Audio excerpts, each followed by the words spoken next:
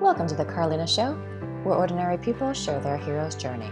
I'm your host, Carleena Angwin, and this is episode 21 of the podcast.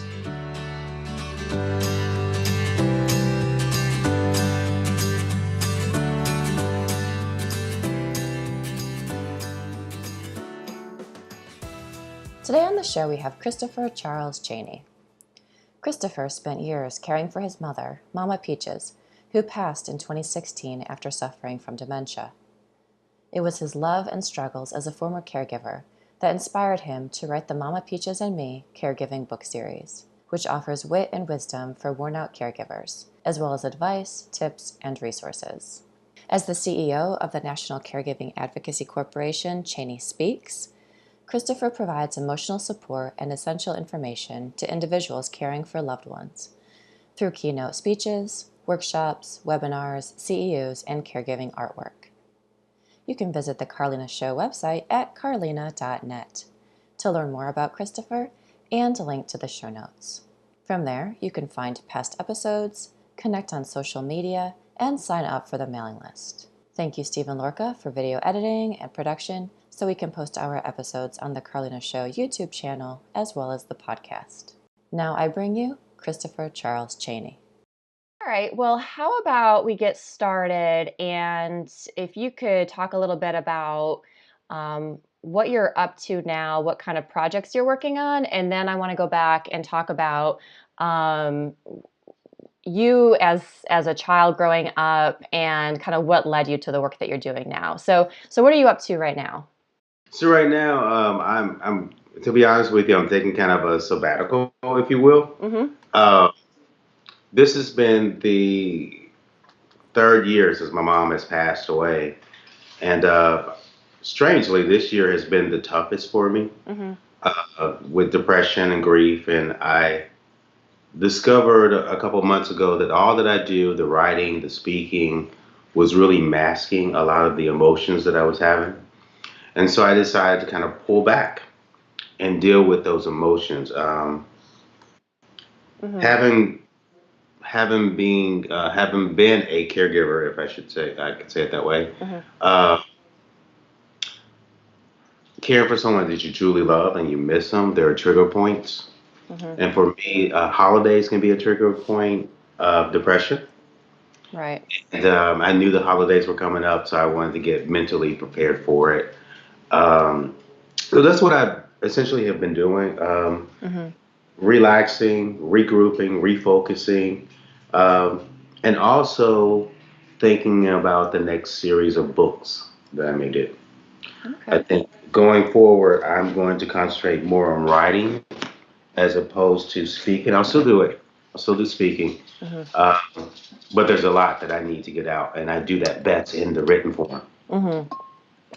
Right. Can you talk a little bit about your book?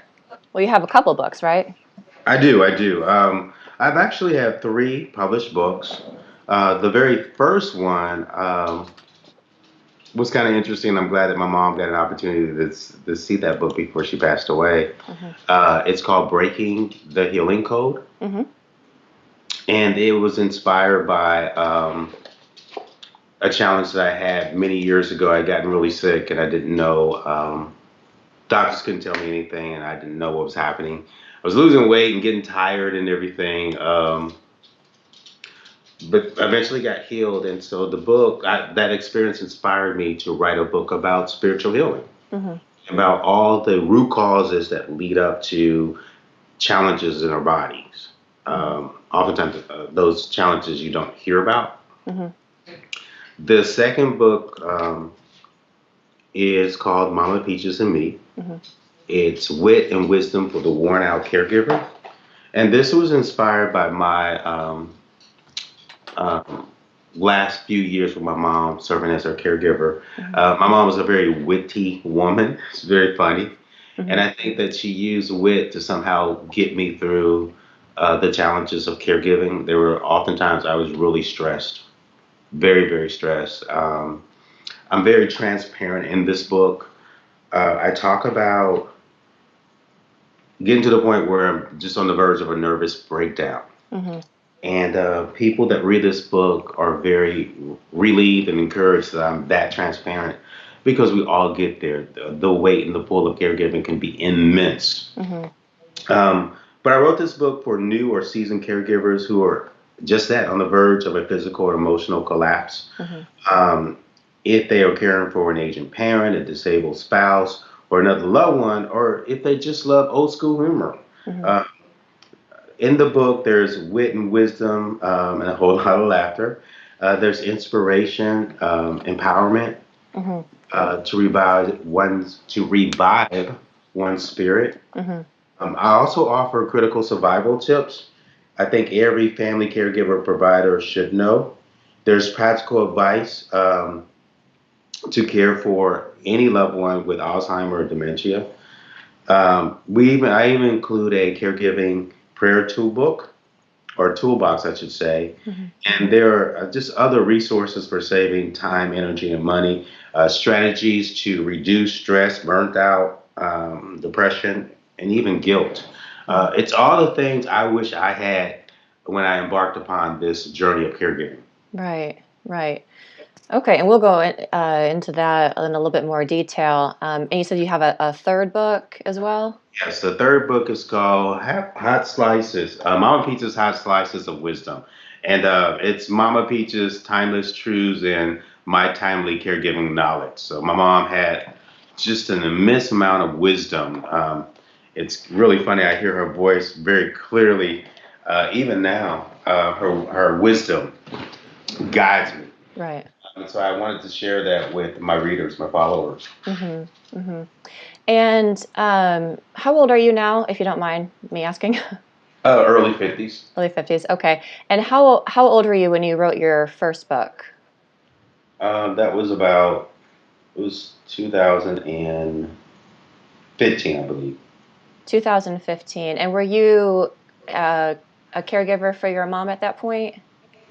And that's a very interesting question. I didn't, let me back up for a second. Okay. Um, what I discovered last year is I am actually a third generation caregiver, and I never realized that. Mm-hmm.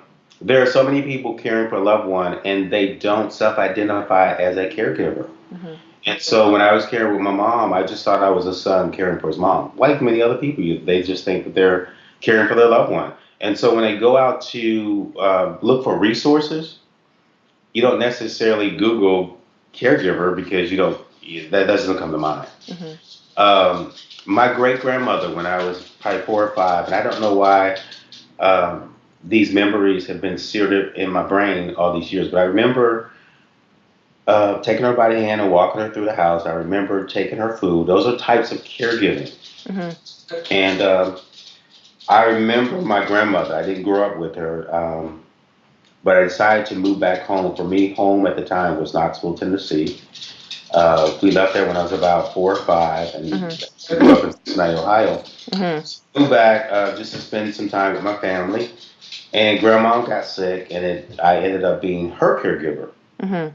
Again, I didn't self-identify as a caregiver, and years later, my mom got sick, and I became her caregiver as well. So I was really blessed and honored to serve as a caregiver for 3 dynamic, supportive, encouraging women of strength and wisdom. Yeah, yeah.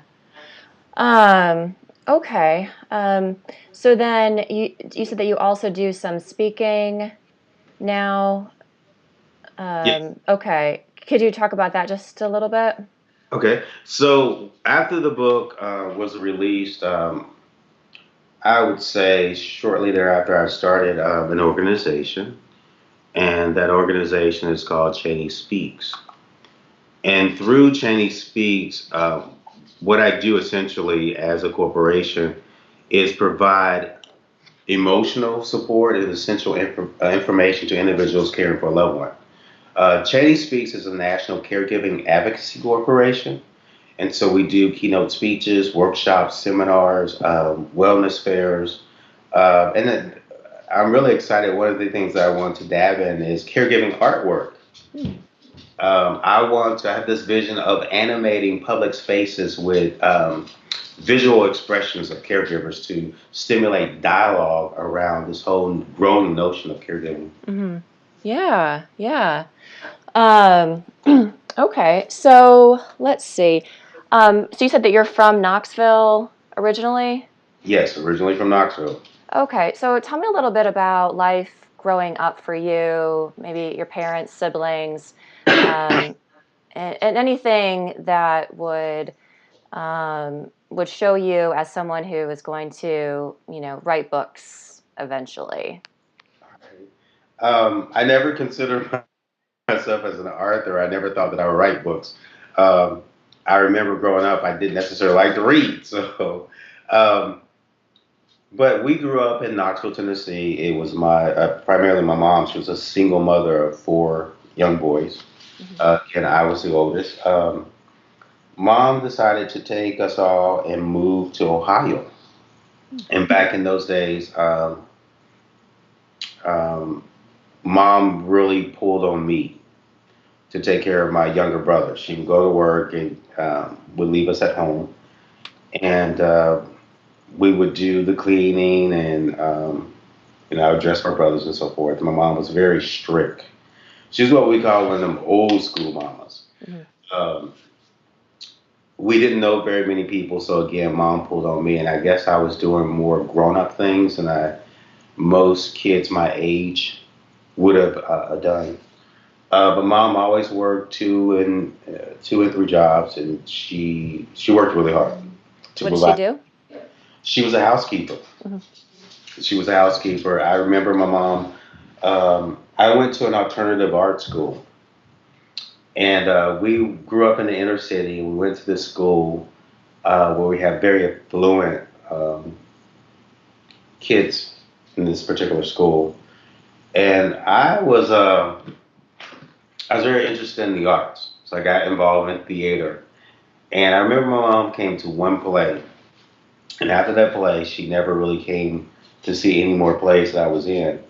And I was very upset with my mom for not demonstrating or showing support. Hmm. And that lasted for decades. Decades. I had this kind of resentment. Hmm. My own mom wouldn't come to see me perform. It wasn't until I was in my 40s that I realized why.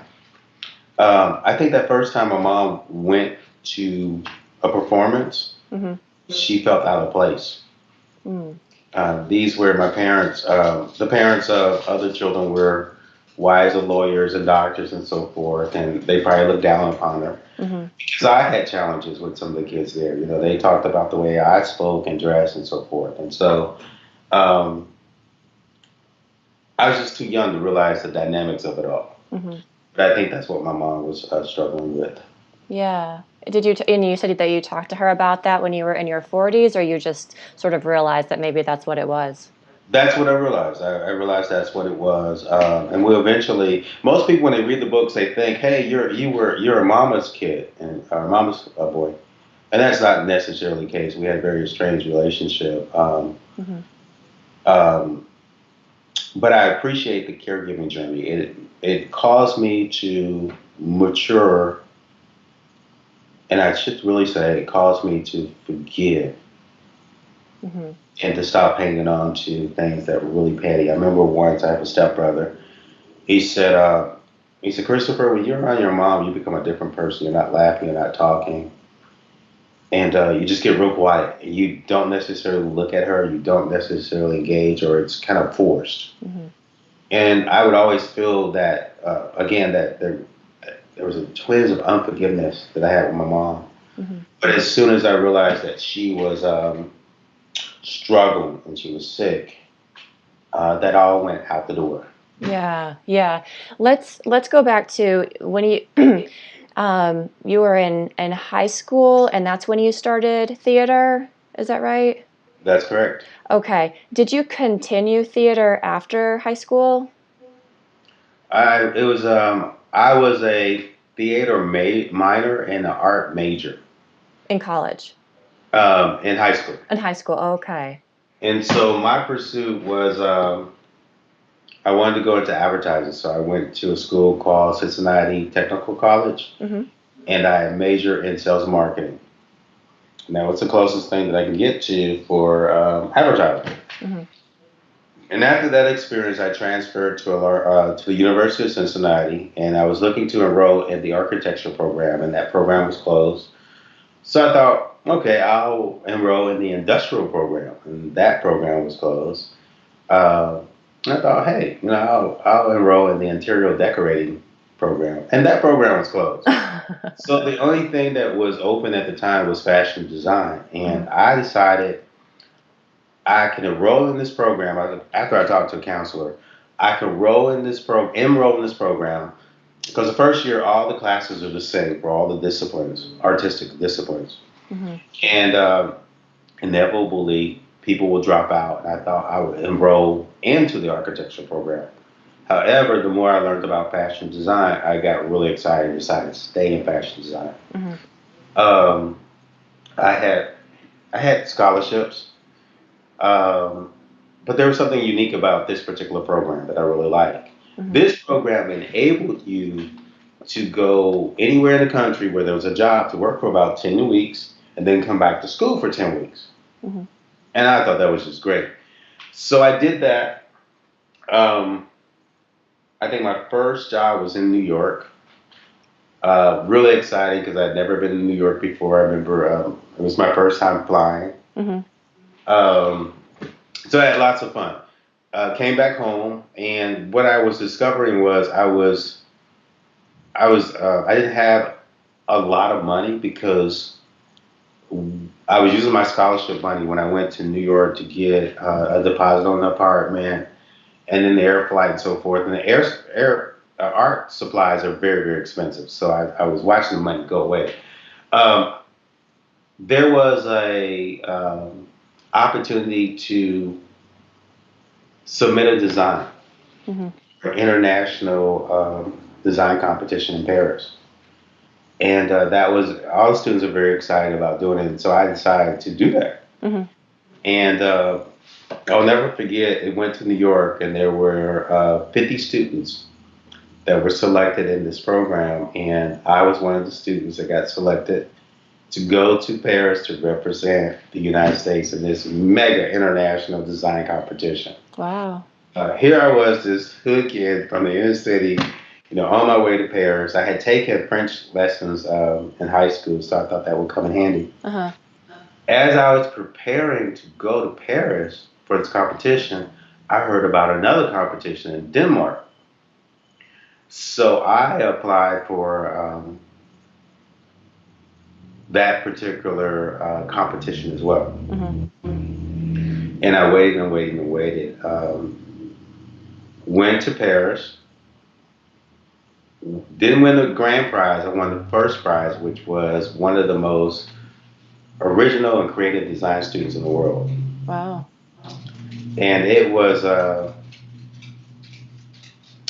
was really blown away. I wasn't expecting it. In fact, I was sitting next to my professor and her husband, and as they were preparing to announce the winner, I turned to the husband and said, well, I'm going to go downstairs. He's like, why? They're going to call your name. And I thought, no, he has a lot of faith in me. They're not going to call my name. Mm-hmm. I'd see all these wonderful designs, and sure enough, they called my name. And someone said, we had a big banquet afterwards where all the winners were saluted and pictures and everything. And someone came up to me and they said, do you realize what just happened? And I said, I think. And they said, you don't seem very excited. And I have to admit, all the traveling to New York, I just didn't have money. Mm-hmm. I kept going to financial aid and petitioning for more money. I remember once saying, hey, I'm winning competitions and helping to put the school on the map. Is there not another scholarship? They wanted to give me loans, and I just didn't want to take any loans out. And I've always learned, and I learned this lesson from my mom, never accept no. So when someone told me no, there was no more scholarship money, I would go to someone else in financial aid. Mm-hmm. I remember going to the last lady, and she said, honey, you're just gonna have to drop out of school and get a job. And I looked at her and I said, if I drop out of school I'm never coming back. And so I walked out and I thought, okay, I've got to make this work. I can't stop now. And so what I decided to do was give up my apartment and I actually lived on campus. Mm-hmm. And so I would sleep in empty classrooms, stairwells. Um, I would go to the student union at the beginning of the week or in the mornings, and I would see what events they had for the week or for the day, and then I would double check to see what events were being catered. Mm-hmm. And so those events I would go to at the very end, and that's how I would eat. Wow. Yeah. So when I came back from the competition, a lot of people, I didn't say anything to anyone. Uh-huh. I remember the second day I was walking in the union, the student union building, and people were pointing and pointing, and they apparently it had hit the papers, and people kind of knew who I was at the time, and that was kind of surreal because I wasn't used to all the attention. It hit the papers because you won the award? Yes, I won Okay. the. Okay.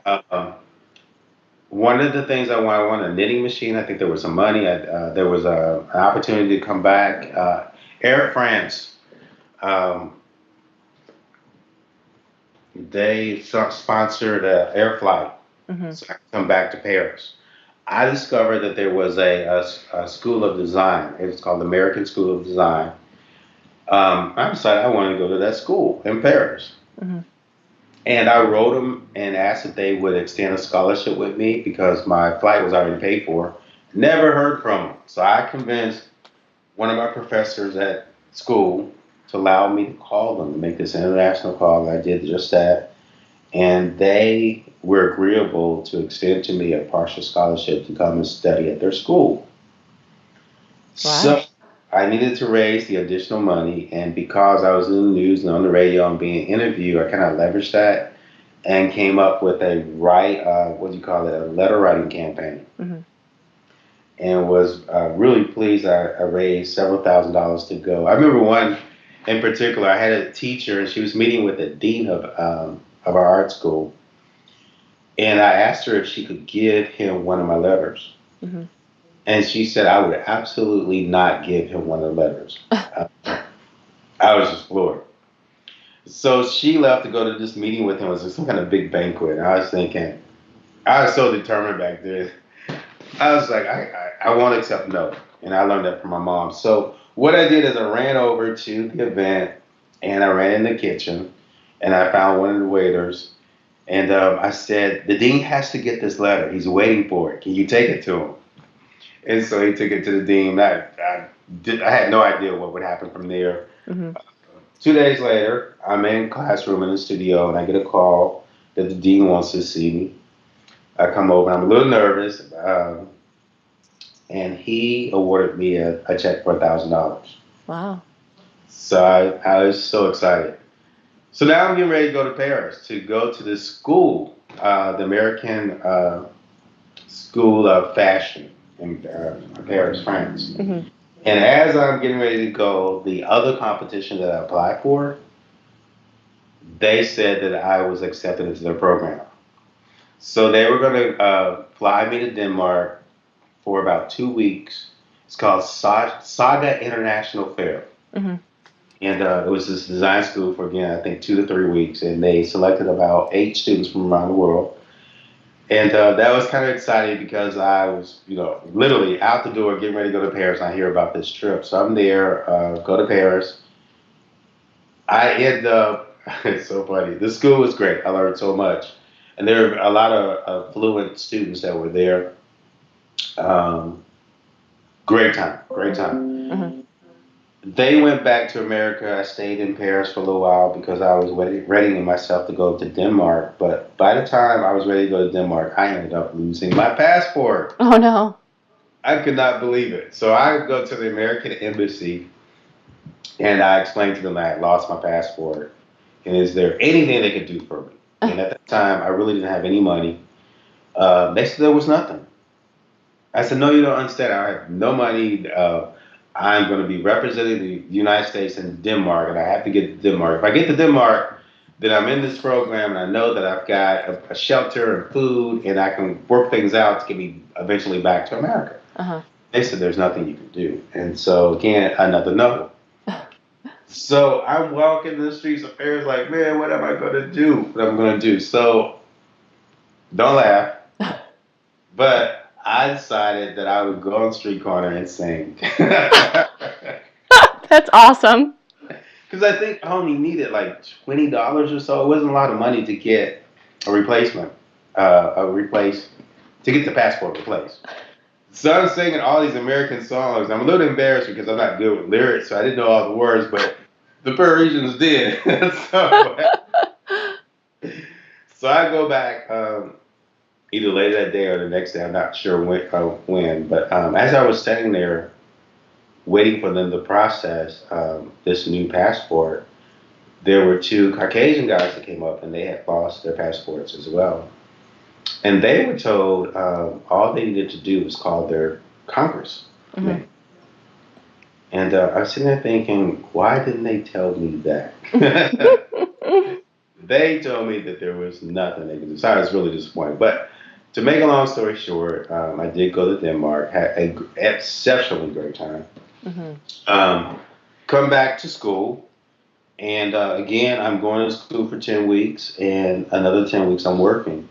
So I've now won 2 international competitions, but when it came to job placements, um, I was one of the last people to get placed.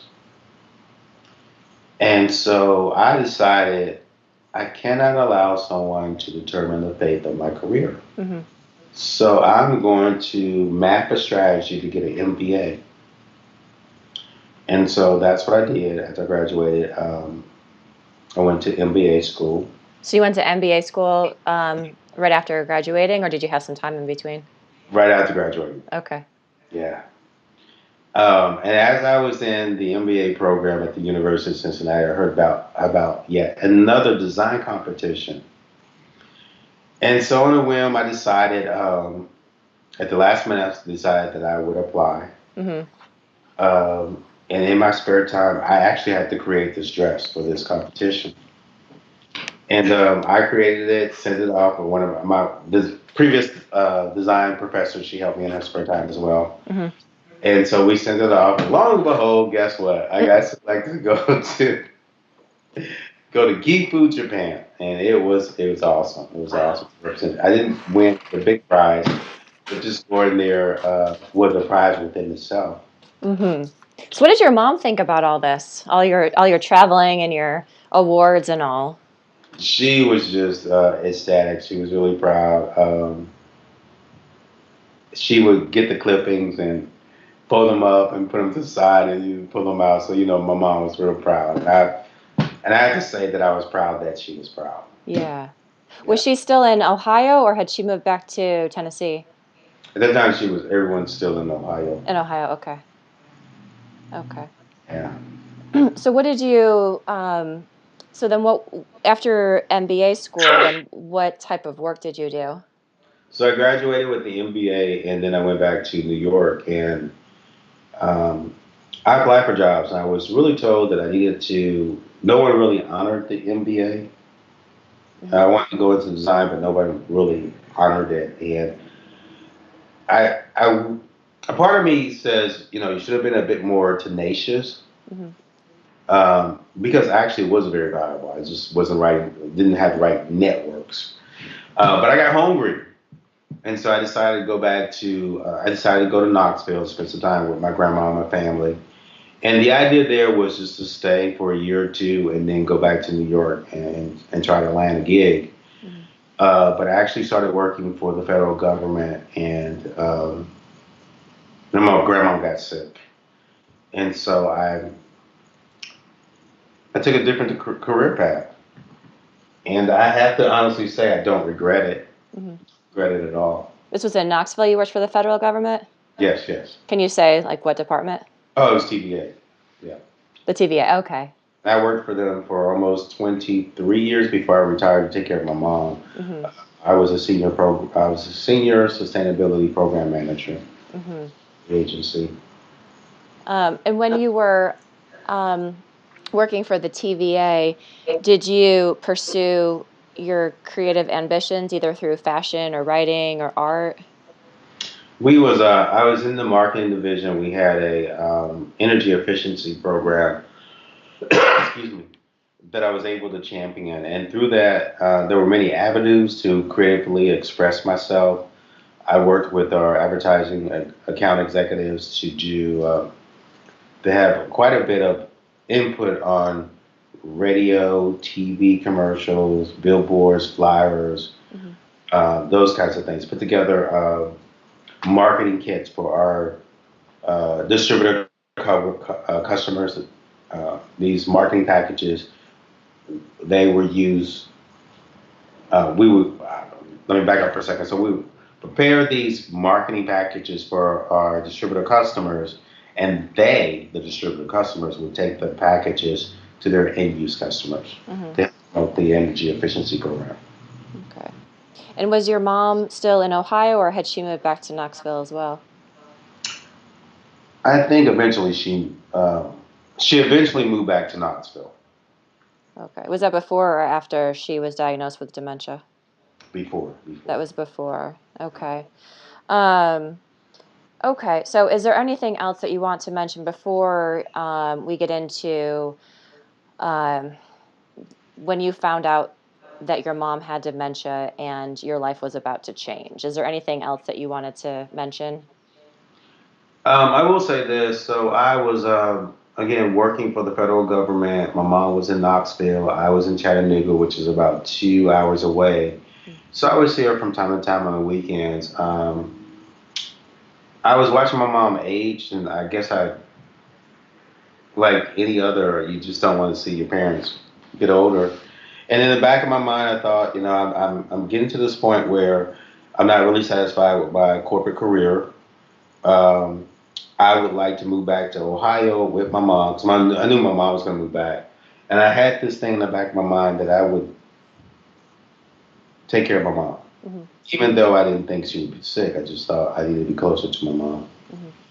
So yeah, so in the back of my mind there was this thing where I just need to be close to my mom. She needs me, and I need her. Mm-hmm. Okay. And so you were living in Chattanooga and she was in Knoxville? That's correct. Okay. So could you kind of walk me through when you found out that your mom had dementia and your life transitioned quite drastically? All right. So quite interesting at the federal government agency. There have been talks about downsizing and folks losing their jobs. And I invested, my career extended 23 years, and so I had a lot of network, done many things with the agency, and certainly had an opportunity to do other things. I don't know why, but I wasn't eager to market myself within the agency to get another job, Mm-hmm. which was kind of unlike me. In fact, I told someone, I told my group, I said, I'm not excited about doing any other job here in this agency. Mm-hmm. But there is one. And I said, this is the job I want to be in education and training, and I want to put together educational and training programs. Um, One day I came into work, and everyone said, hey, your job is on the board. And I looked at that job, and it was everything that I wanted, and I knew very well that I was well capable for it. I knew the supervisor and all the management team. I had worked with them, and this was the job for me. Mm-hmm. I looked at that job description and I had no excitement whatsoever. Mm-hmm. And it was at that time I said, you know what? And I knew my mom was I was really concerned about my mom. That was a big thing. Was there a reason why you were concerned? Well, I look at my mom and she just didn't move the way that she moved. She didn't dress the way that she dressed. She put odd clothes combinations together. She wasn't cooking the way that she cooked. Uh, I just couldn't put my finger on, but I just felt there was something out of place. Mm-hmm. And mind you, I didn't know anything about dementia. How old was she at this point? '70, 69, 70 kind of, yeah. Okay. Okay. So I decided, you know what? I'm going to retire, take care of mom. I knew mom wanted to move back to Ohio. I would move back to Ohio with her and restart my career. Hmm. Because my mom, I believe, needed to be close to her other sons and her grandchildren. Is that where they were in Ohio? Yeah, they were in Ohio. Hmm. I thought, well, maybe my mom's dealing with a little depression. So I retired. Of course, I'm taking care of mom. I take her to doctors and get her medicines and take her shopping. Almost every other weekend we spend time together, and that's a form of caregiving. Um, I took that time out. The first year, I think, is when I wrote the book. I did some traveling, um, and my mom and I are having conversations about the move to Ohio. I remember very distinctively, I got a call from my brother. I'm the oldest, he's the second oldest, and he said, something's not right.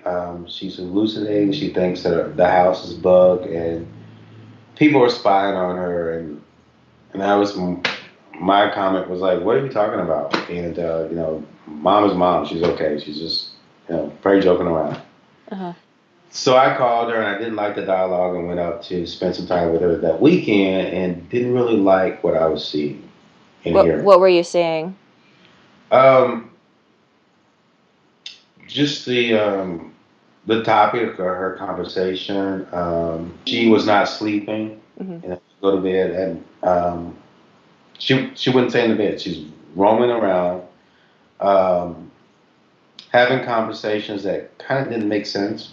Hmm.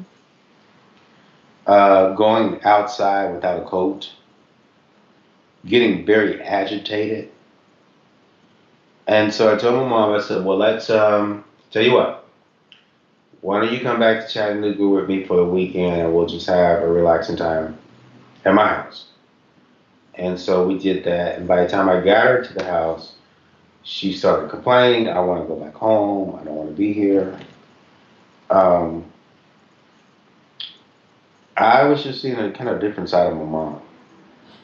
And were you still working at TVA at that point, or had you I, already I had retired? retired because, yeah, again, my mom and I talked about going to Ohio. It was Okay, gotcha. it was a transition, a different career, and be close to my mom and take care of her. Okay. So she came to your house to visit that weekend, And and to visit, and she was calling my brother, saying that she felt trapped and kidnapped and wanted to go. I didn't realize she was calling him initially, and I remember getting a knock on the door, and I wanted to know who it was, and I opened up. It was the police, and the police said we got a 911 call. Well, mom was calling 911, mm, and because she wanted to go home. uh-huh. So I eventually took her home. When I got her home, I really didn't like what was happening, what I saw. She just wasn't being rational. So I called her doctor, and the doctor said, we'll bring her in. And it was during the holidays. And the doctor said, looks like symptoms of dementia, Hmm. but we'll need to bring her back after the holidays just to confirm it. And so that was the first time I heard about it. Mm. Um, and it was clear that mom could not live by herself. Hmm. And so one of the hardest things that I had to do, and mind you, my mom had always been independently and strong. And so the hardest thing for me, and I think a lot of caregivers who are taking care of an aging parent can probably relate to this, uprooting my mom from her home and literally forcing her to come and live with me. That was literally the hardest thing. Hmm.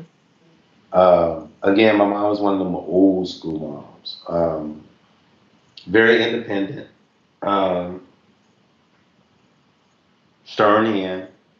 I remember once I was staying at my mom's apartment in Knoxville, and I was cutting my hair, and I was using a handheld mirror, and I broke it. And my mom's bedroom was closed, and I knew that there was a mirror in her room that I could use, a handheld mirror. But I didn't go in her room. I kind of laughed at myself because, again, my mom was an old school mom, She would teach us you don't go behind closed doors. There were certain things you just don't. Hmm. Um, and I knew my mom wouldn't mind, but I always gave my mom just the utmost of respect, and I just didn't go behind the closed doors. Yeah. Um, so so you moved her into your home, and could you talk about how many years did she live with you before she passed away? Almost a year, but the caregiving started, and that's just it. I didn't self-identify as a caregiver, and when I learned what a caregiver was, it was just like, man, I've been caregiving. I've been serving as my mom's caregivers for about 5 years now. Mm-hmm. Had that, again, realized that. Right, by going back and forth from Chattanooga to Knoxville to take care of her, you were serving as her caregiver. Yes, yes, yes. Okay, and then when she moved in to your house with you, she lived with you for about a year. Is that right? For about a year, yes. Okay, so what are some memories you have? What should people know about that year? So here's when I moved my mom in with me, I thought, okay, this thing, we're gonna beat this thing. I'm gonna make sure that my mom eats well, take her medicines, we'll go to a doctor, we'll get her socially active. Um, I will help my mom get nurse back to health. Hmm. And in the meantime, I'll go on and do everything that I typically do. Go work out, write books, travel. I just was convinced that things were going to get better. And the more I convinced myself that things were going to get better, it actually did. Hmm. Again, mom she wouldn't sleep. She was always complaining. We would get into arguments about things that she would state things that were untrue, and we would argue back and forth.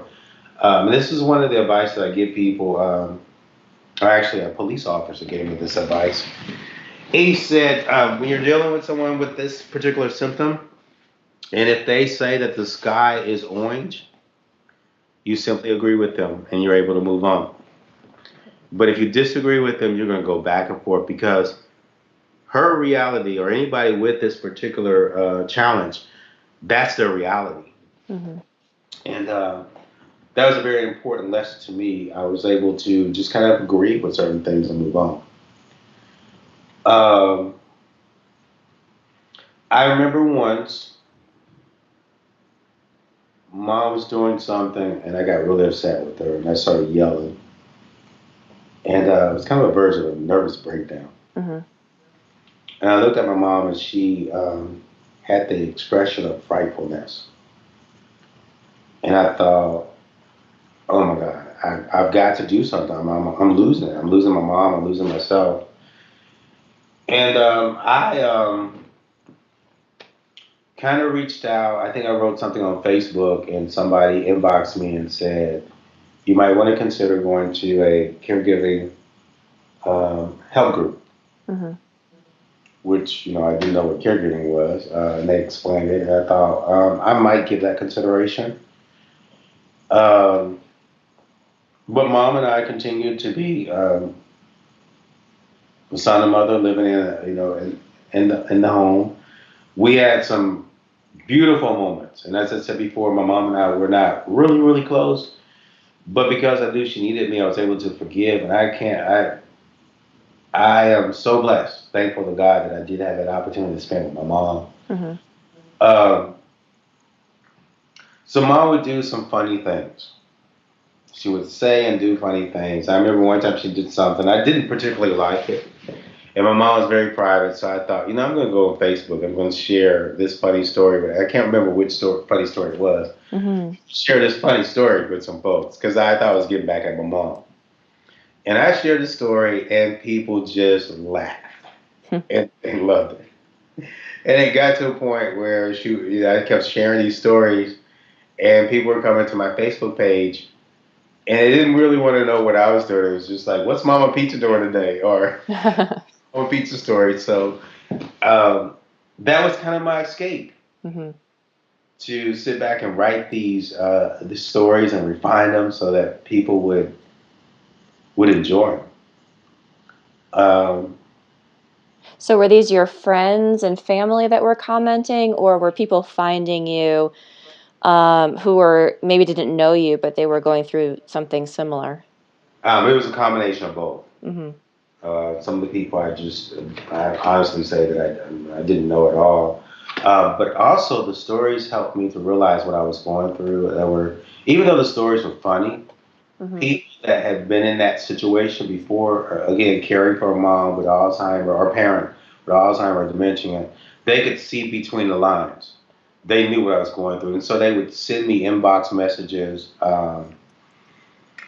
just kind of advice on what to look for and where to go for resources and all this because it was just me and my mom. I appealed to the church for help. The church would help. I didn't get a lot of support from my brothers who all lived in Ohio. Mm-hmm. Um, I was just, real disappointed in my family, both immediate and extended family, the community, the church. And again, I didn't know what resources was out there. I was totally lost. Um, but I was convinced that we're going to make this thing work. Even the medical uh, healthcare fields were kind of disappointing. I was reaching out for help, and it's call this number and try this number, or we're gonna transfer you to this number. There's no help whatsoever. Mm-hmm. I am super disappointed with the medical professions because no one ever said, "Hey, you're a caregiver. Here's these resources." They knew my mom. They knew what my mom's challenge was, and they had some idea what my challenge was, but no one ever connected me with what I needed. Mm-hmm. We found out that mom had. Oh, let me go back for a second.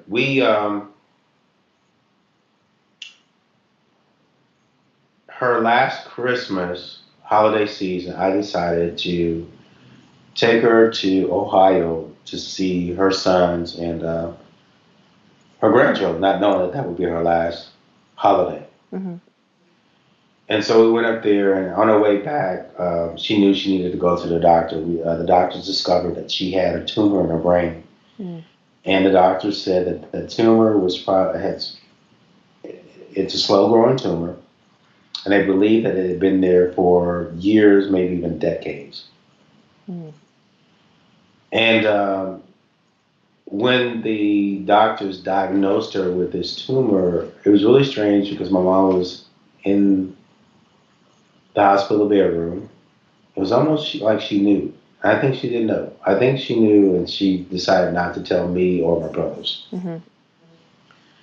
Um, so we go up to Cincinnati, Ohio. We're having a good time, and on our way back, Mom's getting really agitated. And she doesn't want to go. And she's thinking people are following us. And for anybody who takes care of an aging parent or anybody with dementia, you probably can relate to these stories. Mm-hmm. Um, so we get to one of the rest stops or gas station stops, and a lot of times my mom and I we would travel together. We'll go to a stop, and I'll get out, she'll do a little shopping, she'll go to the restroom, and then she'll meet me at the car. So I go inside, come out, and there's no mom in the car, and I thought, oh well, she's probably gone over across the street to McDonald's. And so I'm waiting and waiting and waiting, and there's no mom. So I go across the street to McDonald's. She's not there. I go to the other side of the street. There's a gas station. She's not there. Found that I go into the gas station where I parked and said, "Hey, I can't find my mom. It's been a while." And they said, "I tell you what, we'll look at the surveillance. We'll look at the cameras." So they're looking at the cameras and they said, "Well, your mom, she went behind the building." Mm-hmm. And I'm scared beyond. I just Mm-hmm. everything was going through my mind. So we call the police, call the fire department, and we're just looking for my mom. People are out, the radio, she was on TV, missing person and everything. And so I remember going up to a lady. She was a FedEx lady, and I knew she would be driving around the community. And I said, "Hey, I'm looking for my mom," and I couldn't get it out. I just started weeping, crying, Oh. because the reality was, where's my mom? Mm-hmm. And everybody in the store kind of embraced me, and the people were just like, well, we'll help look for it too. And, we had the description and everything. So And then at some point, it was just like, wait a minute. I know my mom. My mom's going to make it home. I don't know how, but mom's going to make it home. So I told the police officer, and home was about, I guess, 2 hours away from where we were. Uh-huh. So I get in the car and I drive and I go to her home. She's not there, and she doesn't have internet access. So I go to a local restaurant that did have the internet access, and I'm sending out these alerts, and Facebook people are responding, and we're in prayer for you and so forth. Mama Peaches is missing. Um, Finally, I get a call from one of my cousins, and she said my mom was at a cousin's house, and so I go over there, and she didn't want to come with me. So she had made it how far from the gas station? Or how many hours? She actually hitchhiked. Oh, goodness. She hitchhiked to the bus station, and then she made it home. She got on a bus? Yeah, she got on the bus Wow. and made it home. And the lady that picked her up, she saw her on TV, and so she called the authorities and said, "Yeah, I picked this lady up, and I took her to the bus station." Mm-hmm. So she was at my cousin's house, and mom did not want to come with me, and that was real hurtful. And she had said some things. We finally got the police over there. She finally came back, and she was afraid of going to the doctor. Mm-hmm. So we took her back to her house, and mom was acting very erratic again, going outside without her coat. And so finally I called her doctor, and her doctor said, "You need to take her to the hospital." She gave me gosh, I can't remember the name of the hospital, Mm-hmm. but she gave me one specific hospital to take her to. So when the ambulance came, they came inside. It was a man and two women. And this story I captured in my book, my very first book about my mom, Mama Peaches and Me. And when people read it, they are horrified. They were just so upset. I go into a lot of details, but let me give you just the highlights. So this woman who's a paramedic, she comes in, and she gets her name and everything, and she said, "We're gonna take her to, gosh, I'm sorry, I can't remember the hospitals right now. We're That's gonna okay. take her to Hospital A." Uh-huh. And I said, "No, no, no. The doctor said Hospital B." And she said, "No, it's the same care, and it's closer, and all these reasons that were really convenient for her." I said, "No, you're going to take her to where the doctor said take her." And we're going back and forth, back and forth. And so one of the other ambulance drivers said he jumped in and said, "No, sir, we'll take her to Hospital B." Mm-hmm. So they were getting mom ready, and I overheard the lady say, "Hospital A." So now we get into another argument. Did we just not have this conversation? Just take my mom to Hospital B. So my mom, again, was hallucinating. She had this thought that I was going to die in a car accident, so she didn't want me driving at all. Mm-hmm. So we convinced my mom that I would stay behind, and that was not the truth. I was going to actually drive and meet them there. So I asked the female ambulance driver if she could give me the address. Mm-hmm. She said she didn't have the address. And Wow. that caused another argument. And so I said I would Google it. And she left. They left. And as soon as they got out of the parking lot, I got in my car and I went to Hospital B.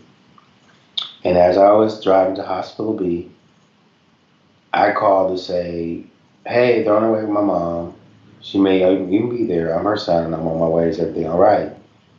We don't have your mom here." What are you talking about? The paramedics just left, or the ambulance? Yeah, they just left.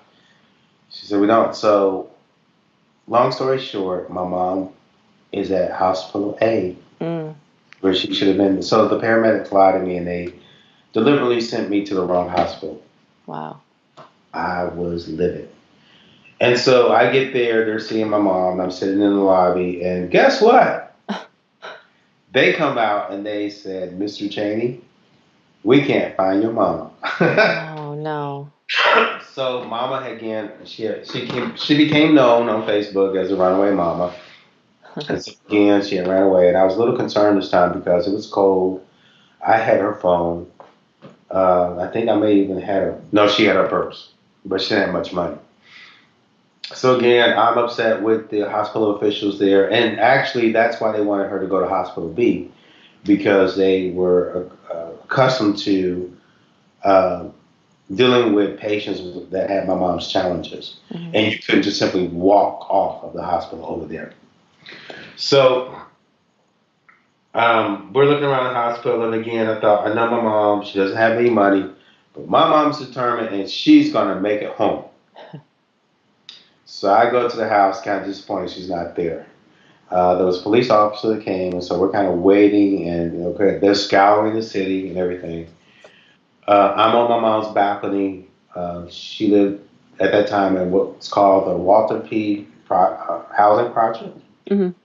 So I'm on the balcony. It's getting dark, and every now and then there would be an older woman walking down the walkway, and I think, is that my mom? And it wasn't. Finally, my mom comes walking down the aisle, and so we run down, and we discovered that she still had the IV in her arm. Oh. And the doctor said, "We got to take you back to the hospital." She said, "Nope, I am not going back to the hospital." And he said, "Miss Chaney, we've got to take that IV out, or else it's going to get infected." And Mhm. she's like, "Well, I'm not going anywhere. I'm going to my home. You're not going to stop me." And so I stepped forward and I started talking, and the officer kind of hushed me and said, "You may not want to do that because I know my mom." And so I looked at my mom and I said, "We got to go to the hospital." She said, "No." And I said, "Mom, if you walk off and you're not checked out or discharged properly, then insurance won't pay for anything." And Mama said, "I'm not that crazy." She said, "All right." So she went back to the hospital, and when I got there, she had an officer outside the room. And actually, I jumped ahead earlier, but that was the night that I discovered she had the tumor. Mm. Wow. And how long had she been living with you at that point? Um, Probably about 9 months or so. Okay. So then she passed shortly after that? Um, it, I think you could say that. So we were changing out. We had kind of a mix up with doctors, and they kept changing the surgery times. There was a lot of confusion. Mhm. And again, I'm appealing for help. The doctors were really impressed with my organization. I think that they were surprised. People often say they're surprised that I took care of my mom, and I'm surprised that they would be surprised. Why would I not take care of the woman that always taken care of me? There are some misconceptions about caregiving. Most people think that it's a woman's job. If there's an older female sibling, it's their job, or it's the oldest sibling or child. Mhm. Um, but what I discovered it is, and I think I was real hard on my brothers, because I expected them to behave in the same manner that I did. Mhm. And so I was really hard. Why are you not here to help? Why, I need your support. She needs your support. You're not here. And so people embrace this whole notion of caregiving differently. Mhm. And here's what I want to say. Not everybody has the caregiver's heart. Mhm. I happen to have been blessed with it. It was demonstrated with my great grandmother, my grandmother, and my mom. Mhm. And I realized not everybody has that. So, taking care of my mom at home, we finally found our happy medium. I embraced the notion that she had this challenge, and that before I was trying to bring mom into my world Mhm. and build everything around kind of my life and take care of her at the same time. Mhm. I realized I couldn't do that. That I had to go into her world, and so it meant giving up a lot, giving up some of the social activities, even friends. Um, it meant being in a mode of readiness, always being flexible. Things could change, and that's the other thing. I'm very methodical. Uh, my corporate career dictated that if I planned something, that's what would happen. Mm-hmm. But when it came to my mom, that just didn't work because anything could happen at any moment. um, you could have a reaction to medications. She could fall. You could change doctors. There's a number of things that could change in an instant that could impact just everything. Mm-hmm. So it's a mode of flexibility. I still have my challenges. I remember one time taking my mom to the bank. She wanted money. She goes up to the teller and she gives the teller a note saying that she wants to go home and she's being held captive. Yeah, I was like, oh Lord. So, you have to explain to police what's going on and so forth. And um, so she came back home with me. And so from that moment on, whenever she needed money, we went through the drive-through. Mm. Um, Another thing that I really enjoyed doing with my mom is, again, when we found that happy medium, I enjoyed cooking for her. Mm-hmm. She had cooked for me all those years. And I remember coming up with these very creative and healthy dishes and also posting them on Facebook. And people were just like, oh my God, look at that meal. Uh, and so, in addition to writing these little stories, many people said, hey, you need to write a book about your mom or you even need your cookbook.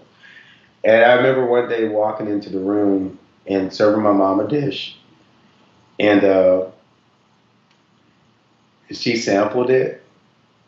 And she said, son, I turned around, she gave me the thumbs up. She's like, this is good. And I kind of turned around, I kind of blushed. I didn't want her to see me. So you said that you joined a support group. Oh, yes. Could you talk about that a little bit? Okay, so I will talk about that. Anybody who's going through the caregiving challenge, I highly recommend a caregiving group. Most caregiving groups, the ones that I've been exposed to or heard about, are really populated with women. So you don't see a lot of men. Mm-hmm. Um, so I went. And I think one of the reasons you don't see men, men tend to be, here's the best way to explain it. Men are headliners. Mm-hmm. If you read an article, men are headliners. They just give you just the brief capture. Women are the actual meat of the article. They want all the details. Mm-hmm. And so when I went to this meeting, again, it's a lot of women, and we all went around to introduce ourselves. And of course, they were already familiar with one another, and they got to me, and I just said, hey, I'll take care of my mom. She has dementia, and that was it. So then they started bombarding me with all these questions. And then I got to a point where I just felt free enough to really share. Mm-hmm. And I don't know what came over me. I just started crying. And I think I started crying because I was in an environment, I was in a space where people got it. Mm-hmm. People knew where I was going through. And there was a lot of healing. There were resources I didn't know that were available. There were people that were in the same situation. Uh, And over the weeks that I was going, here's an example. You could have someone come in and say, hey, the doctor just prescribed this particular medicine for my mom who has Alzheimer. Has anybody had any experience with it? Mm-hmm. Oh, yeah, I have, and it's great. Oh, she had these side effects. So the doctor recommended this alternative medicine. And it's just a great informational change. Mm-hmm. I noticed along the way we did have one or two other guys that would come. Um, and which was really good. I felt kind of an obligation, even after my mom passed, to continue to go to encourage other guys and even anybody that would come to this particular caregiver group. But that caregiving group literally saved me in more ways than one. And How did that group change things for you? I'm sorry. I'm sorry. How did that group change things for you as a caregiver? One, I think the biggest thing was I wasn't alone. I felt alone. I didn't have, again, the family support. When I came home with mom and shut the door, it was just me and mom. And just didn't have a network. Mm-hmm. Um, in cyberspace, social media, there were people that knew that I was a caregiver. Um, but again, that's cyberspace. I couldn't touch or feel or really be free with what I was experiencing. So the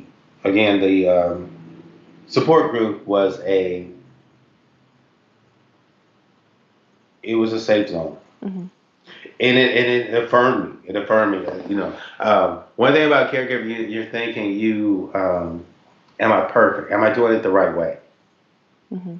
And so one of the advice that I give to other caregivers is you'll never be perfect. Just be present. Yeah. And that's probably the best advice that I can offer anybody in the caregiving space. The fact that you are there for a loved one speaks volumes. Right. Right. Um, so, how did things change for you after your mom passed? Like in the first few months or so, how was that for you? What did you go through? So let me talk a little bit about how that came to be. Okay. So we took mom to the hospital. She had surgery and she was going through therapy. Um, and I remember she couldn't speak.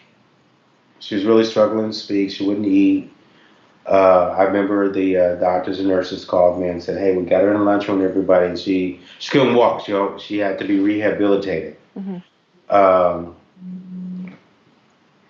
and I remember saying, "Well, my mom's a very private woman. Let's try taking her to her bedroom and see if she eats." And sure enough, she ate a little bit. I remember and she was making a little progress. Part of me felt like mom was giving up. Mm-hmm. Um, she seemed as though she wasn't trying, so I was a little disappointed. Um, One day I brought pictures of family members, so she didn't feel so alone. She really adored her mom. So I had this big picture of her mom, and of course her children, her grandchildren, and so forth. And I thought that would just snap something in her. The last night that I spent with my mom, I remember sitting at a table with my back to her. I was working on the computer, and I have to say, all my life, my mom, I think that's one of the visions she has of me. Even when I was a little boy, I would have papers spread out, and she'd always on me about junk, making the room junky. So I felt she was looking at me, so I turned over my shoulder, and sure enough, mom was looking at me. She had this smile. Hmm. And I was a little embarrassed. I kind of blushed. I turned around, like, why is mom looking at me like that? And so I turned around again. Sure enough, she was just smiling. She had her head tilted. She was just smiling and kind of shaking her head, yes. And again, I was a little embarrassed. I turned around. I said, let me just look one more time. So I turned around three times. She was like looking at me. Um, so the next day, I was getting ready to go see her as I did for the last couple of days. And I get a phone call, and they told me that my mom had passed. Oh. And it was just so surreal. It was just everything just kind of stopped. I think, in the back of your mind, you think of losing a parent. And oftentimes parents don't prepare you to live without them because that's my mom was all I ever knew. Mm-hmm. She's always been in my space. I've never lived life without mom. So that was real hard getting around just the whole thing. But the next step was I'm the caregiver. And so the next step was to care for my mom even in death. And so I busy myself with preparations for the funeral, which we held in Ohio. And I remember coming home and I had called the funeral home in Ohio. I think it was Spring Grove Cemetery. And I was sitting on the bed and I was led to go to a file case that my mom had. And I was paying a lot of my mom's bills. And so that's how I would organize her bills in this file case that was actually hers. I bought for her a couple years ago. And she always used it. So I go to this cabinet, and strangely enough, I see this envelope that I've never seen before. And I've gone in and out of the envelope all the time. Well, it's a will. She had handwritten her wishes. And I remember I think I came to her apartment one day, and I think she was actually writing it then. Mm-hmm. She had this suspicious look on on her face. But anyway, it told me where she wanted to be buried, what color the coffin, her dress, her earrings, her jewelry, how she wanted her hair fixed. So much like my mom, and so I had to call Spring Grove and cancel it real quick, and um, we took her where she wanted to go. And so when I got back from the funeral, that's when it really hit me. Mm-hmm. I just felt I just didn't I didn't want to go on. Stayed at home in the bed. The lights were out. Didn't answer the telephone. Didn't go outside. Just didn't want to do anything at all. And I wanted to give up, and I was mad with myself because I couldn't give up. And then I realized, yeah, you can't give up because you don't know how. You know, my mom didn't teach me to give up, and God didn't put me on this earth to give up without realizing a purpose. Mm-hmm. And so as I was sitting there, I remembered the stories on Facebook that I wrote. And I remember someone saying, you need to do a book. And so I said, I'm going to put that book together of all these funny stories. And then I'm also going to add resource guides and survival tips for caregivers, things that I wish I had known. And that's kind of how the book evolved. The more I worked on the book, the more revived I became. Mm-hmm. Because it truly not only was an opportunity to revive me, to resurrect me, but it was an opportunity to honor my mom's life as well as to help other people. Yeah. Um, and so how long after your mom passed was it that you published that book? So it was months later. She passed in April, and I think I had it published by October. She passed in April of 16. 2016, and you had it published in October of that same year? Yes, of the same year. Okay. And so the book, I didn't know what to expect. I just wanted to release it, and I shared it on Facebook with all my Mama Peaches followers, and many people went out to get it. And it was very encouraging. I had other people recommending the book to other people that were going through things. Oh, here's something that I really thought was interesting. So a lot of people on Facebook were encouraging me, Mm-hmm. and it got to the point where I get, "Hey, I'm now in the caregiving space, and your book has helped me," or "I've got a neighbor that's in the caregiving space, and I bought the book, or I recommended the book." Mm-hmm. I remember very distinctly. I have a friend who said, "No, I've got a friend, and she's really going downhill. She's just doesn't know what to do with her mom, and they're really close, and now she doesn't recognize her mom, and her mom doesn't recognize her." Mm-hmm.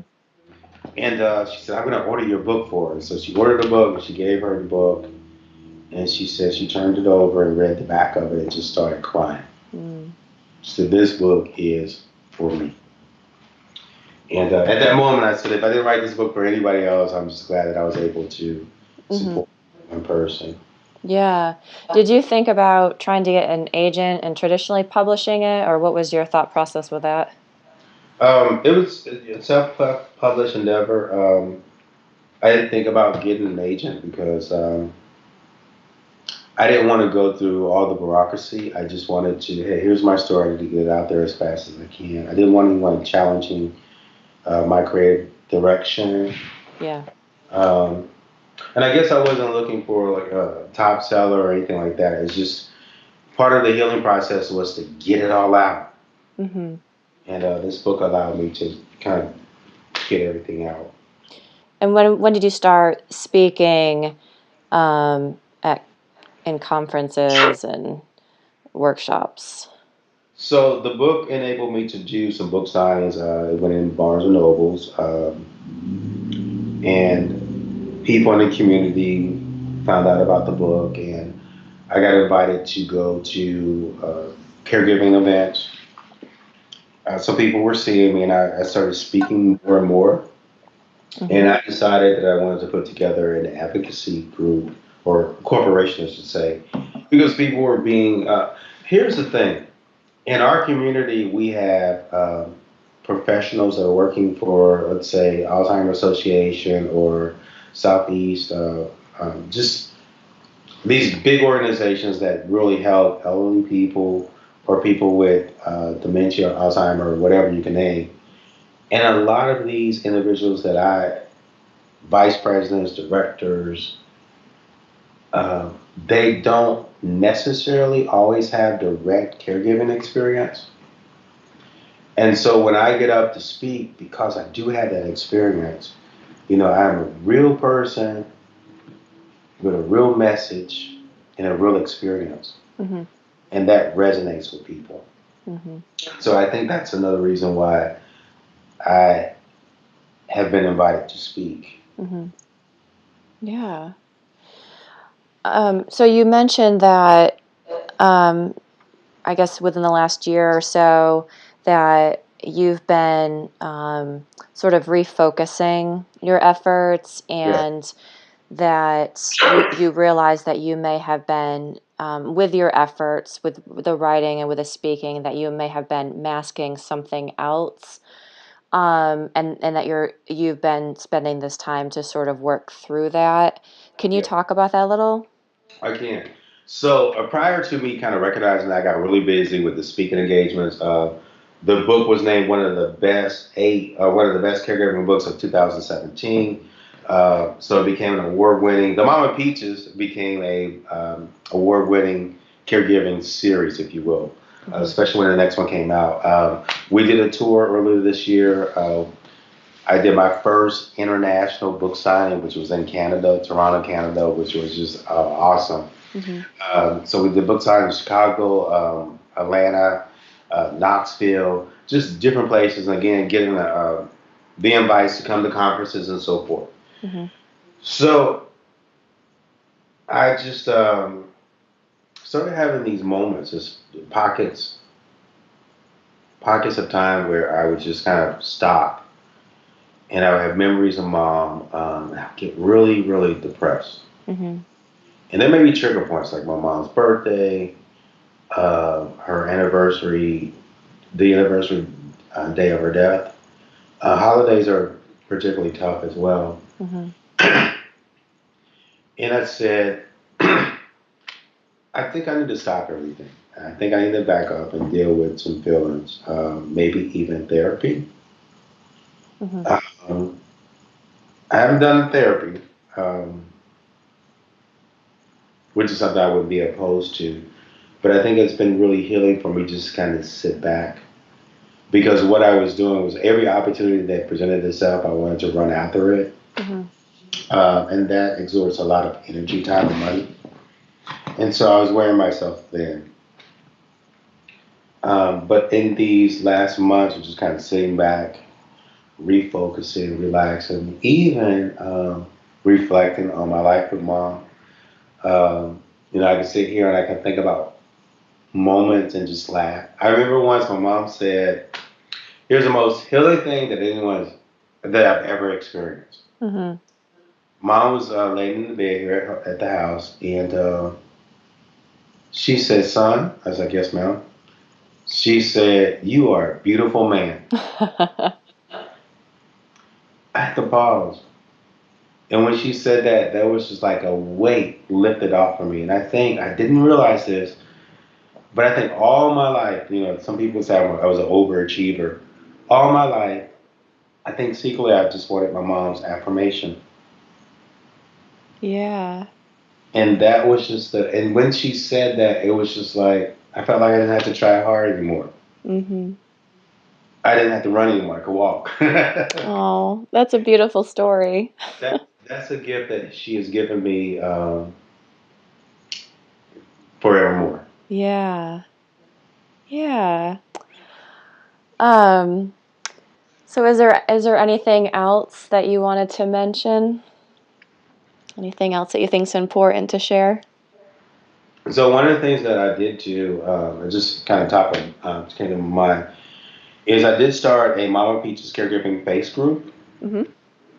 And again, it's an opportunity for people to share kind of a safe space.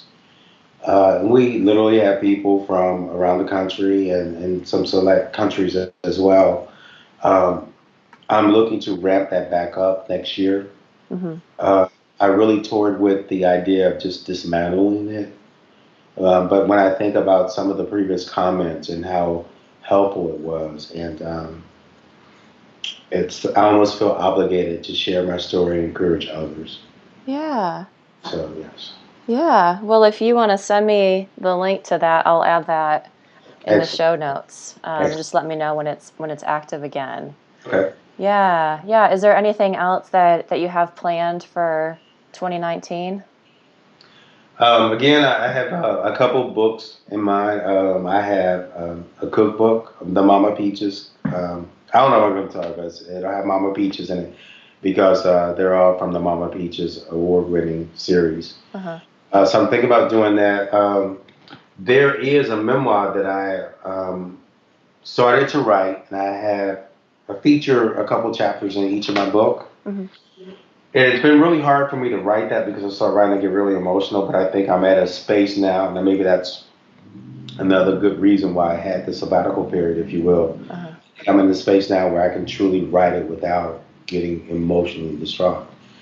Um, I even wrote a draft children's book, caregiving book, so I'm really excited about that. Mm-hmm. Um, there is another draft of a caregiving devotional book, a devotional book for caregivers. Mm-hmm. And it's called I'm really excited about this one. It's called A to Z Caregiving Devotional Book, and I deal with different emotions. Usually when you get a devotional book, we talk about joy and love and kindness and all this little good stuff. Yeah.